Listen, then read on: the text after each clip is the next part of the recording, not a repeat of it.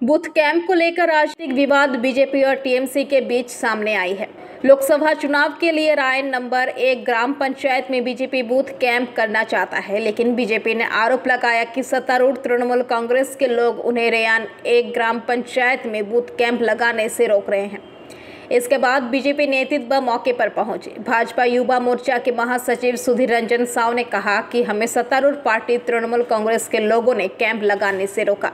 वे हमारे उम्मीदवार दिलीप घोष को जानते ही होंगे। वो एक ऐसे व्यक्ति है जो संघर्ष से उठकर ऊपर आए हैं। इसीलिए मैं उनसे कह रहा हूं कि अगर उनके साथ अच्छा व्यवहार किया जाएगा तो हम भी उनके साथ अच्छा व्यवहार करेंगे, लेकिन अगर उन्हें ईंट से मारा जाएगा तो हम भी मारना जानते हैं। अच्छा होगा कि शांतिपूर्ण तरीके से मतदान हो। দেখুন, প্রতিনিয়ত শাসক দল আমাদের রোখার চেষ্টা করছে, পায়ে পা দিয়ে ঝামেলা করার চেষ্টা করছে। আজকেও আমরা এখানে বুথ ক্যাম্প লাগাচ্ছিলাম। ডেকোরেটরওয়ালারা এসেছিল, তাদেরকে ধমকে চমকে এখান থেকে পাঠিয়ে দেওয়া হয়েছে। তড়িঘড়ি আমরা আসি।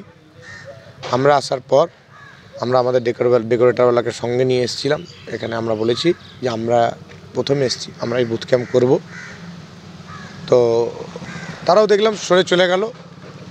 কিন্তু একটা কথা বলে রাখি শাসক দলকে, আমাদের প্রার্থী কিন্তু দিলীপ ঘোষ, ঠিক আছে? লড়াইয়ের আরেক নাম দিলীপ ঘোষ।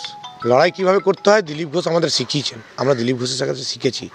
তাই তার যারা যে ভাষায় বুঝতে পারবে, যারা যে ভাষায় বুঝতে চাইছে সেই ভাষায় আমরা বোঝাতে প্রস্তুত আছি। যেমন দেবে তেমন কিন্তু রিটার্ন পাবে। তাই যেটা আমরা আইন মেনে যেটা আমরা করতে চাইছি, প্রত্যেককে মানুষ সামনে ভোট আছে 13 তারিখ। অন্য রাজ্যে যেখানে ভোটকে গণতান্ত্রিক উৎসব বলে পালন করা হয়, গণতন্ত্রের উৎসব বলে পালন করা হয়, পশ্চিমবাংলায় দেখা যায় যে এই উৎসবটাকে খুনের উৎসব বলে পালন করা হয়।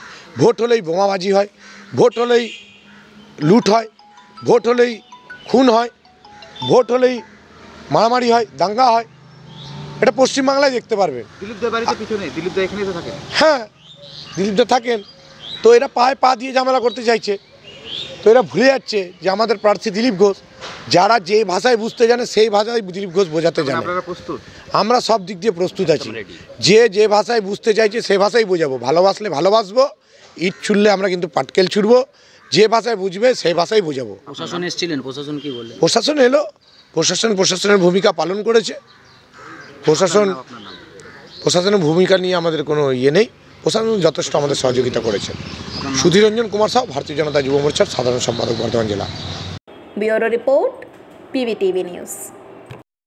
नियमित अपडेट एवं दुनिया भर की ताज़ा खबरों के लिए हमारे फेसबुक पेज को फॉलो एवं यूट्यूब चैनल को सब्सक्राइब करें।